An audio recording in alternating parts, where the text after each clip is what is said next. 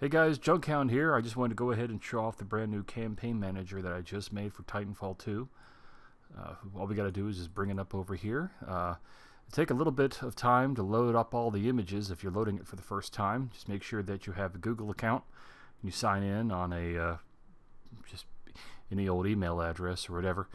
You want to go ahead and refresh it a couple of times, and eventually it'll start generating all the images, trying to import them all from various sources. So it takes a little bit, and then when they're all in there, it'll finally build the.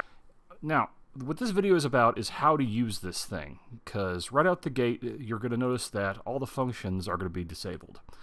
This is to protect the actual program, so that way anyone can just go ahead and grab this, use this, edit it, and do whatever they want, and have whatever kind of fun that they like with it.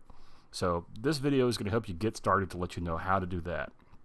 So if you haven't used Google Docs before, once you have an account, which is very important, see this little thing right here? It says to use the tool, create a copy. To create a copy, go to File, Make a Copy. So we're going to go to File, you see Make a Copy. So when that comes down, just go ahead and say, you know, Titanfall 2 Campaign Manager, you know, send it to my drive, just say A-OK. So now what that's going to do is it's immediately going to start loading up your copy. So now you can go ahead and see that this is editable. What I strongly recommend is going to View, go to Full Screen, just get rid of all those little edit options. You don't really have to write anything on this. All the inputs have already been pre-entered. All the fluff text is already here. All the images load all by themselves. Everything's automated. The only thing you have to do is make sure that you label what you want. For instance, the attackers. So by default we have Team 1, but you can go ahead and pick whatever faction you want. So let's say that you go in the game and you and your friends want to actually do play a campaign. You can have one team be a little flavorful, and then go ahead and all pick the same faction, so to kind of give it a little bit more atmosphere, because what else are you going to use those factions for anyway?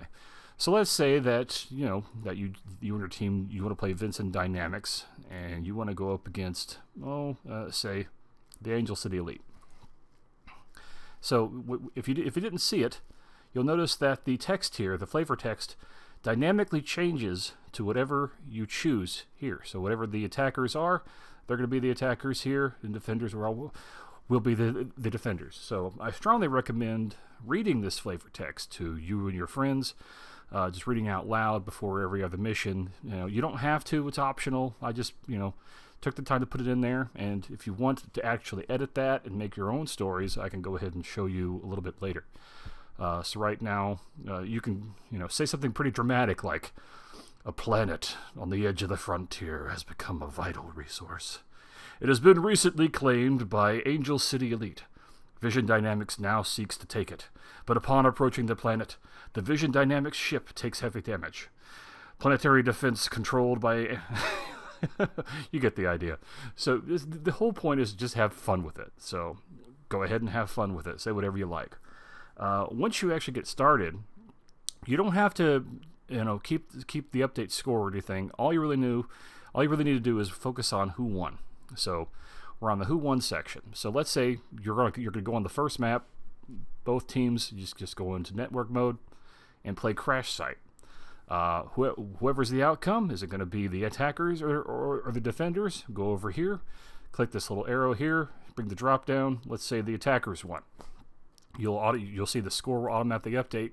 The flavor text changes, the image changes, and it'll tell you what map comes next. So let's do that again. Let's say that you go and do Dry Dock. Well, let's say finally the defenders win. So there we go. We got the defenders. So now it's 1-1. Then everything is once again new image, new flavor text, new map. This is going to keep going all the way down to until you actually finish. So there's actually a little story here. So it's not very thick, but it does have a couple of multiple branches. So it's just to kind of basically give you the idea on how to work it. It is written by me, so if there's going to be some typographical errors, just let me know later. But let's say that you like this tool and you want to use it to host your own campaigns with your own friends, Well, just pay attention to down here. The main is where everything is important and focused. That's all the this is the execution. The brains of the operation are hidden in each of these things, so just don't touch anything other than the actual drop downs. But if you want to add data, you can click story, for instance, and you can see quite a great deal of actual story has actually gone into this. So if you scroll down, you can see all the different story entries. See, I went ahead and just repeated a whole bunch of entries, but I told you which ones I repeated. So if you wanted to go through and literally fill in each and every single one of these with a very dynamic and very deep story that literally has multiple branching paths, you have that option. I just made this to where it actually functions and works and has a basic story in it. So all this is still kind of, this is still vastly empty. But this does register multiple branching paths. That's what all these little codes stand for.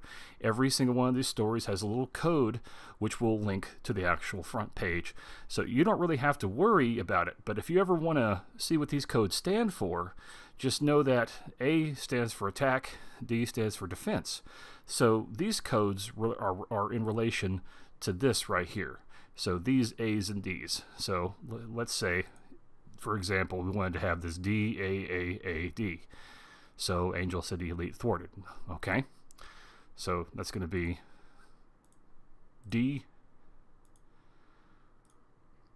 A A A D. So the Angel City Elite thwarted. So as you see, it all plugs in nicely. You just have to know what these codes stand for. And what these codes, like what's actually maintaining and running these things, is everything back here. So here we have all of our available maps. So when they add more maps later, you can go ahead and add more maps here and keep them noted, because these will eventually link into the actual system. So there is room for expansion, room for flexibility. Over here is where we have the current mission scoreboard. Everything will be recorded in sort of a binary format. So we have ones and zeros here. Everything is in binary. It's just that when it comes to these binary codes, the ones and zeros have been replaced by D's and A's, which is, attack and defense. So attackers win here. That translates to an A. That gives us these longer codes. See this D, A, A, A, D. It's all because of what we got here: the 3 attacker wins and the 2 defender wins. That's pretty much it. That's the whole thing. I mean, if you ever want to edit it, all you really got to do is you edit this, edit this, edit this. Now, if you want to plug in any new maps, that's where it starts to get a little tricky. You can I recommend just renaming whatever current maps we have here. If we want to plug in new ones, that's going to require whole new scripts and codes. And maybe in the future I can go ahead and release additional versions that can have a little bit more flexible on if we definitely get a lot more maps anyway. But right now, this is the way it is. So perhaps in the future I can have like a little selection bar where you can choose which maps that you want the actual campaign manager to generate and shuffle around. But right now, since there's only 10, I've maxed out and capped out what the 10 are and connected them to my story. All you have to do is you can rearrange them here. Whatever you rearrange here will be used in the system. So if you change, like if you put Dry Dock and you switch Dry Dock with Boomtown, that's going to change and reflect on the main page.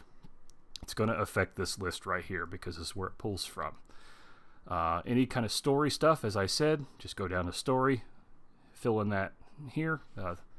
Like I said, this is if you want to just reset everything, I recommend just go ahead and hit these little M marks, which are these little dashes. That'll get everything reset. There's no reset button because I'm not a fantastic scripter, but that'll at least do it. So you can go through and just once again to replay the campaign, reset everything. I mean, it's only 7 clicks. And then just go through and have fun and play as many times as you like and try all the different branching paths. Don't spoil yourselves. But yeah, I made this so people can go ahead and have fun with their friends and give private matches just a little bit more flavor text. So you guys have a good one, and hope you enjoyed the tool. And just let me know any kind of feedback that you have, or what you might like in future versions of it. Now that I have the actual core built, making new ones in the future should be pretty quick. All I gotta do is focus on adding more tools to it to give you a lot more control on what you can do. Just getting this actual functional this far took 24 hours of my time. So I really hope you enjoy it. And yeah, go out there and have some fun, guys. Enjoy Titanfall 2 Campaign Manager.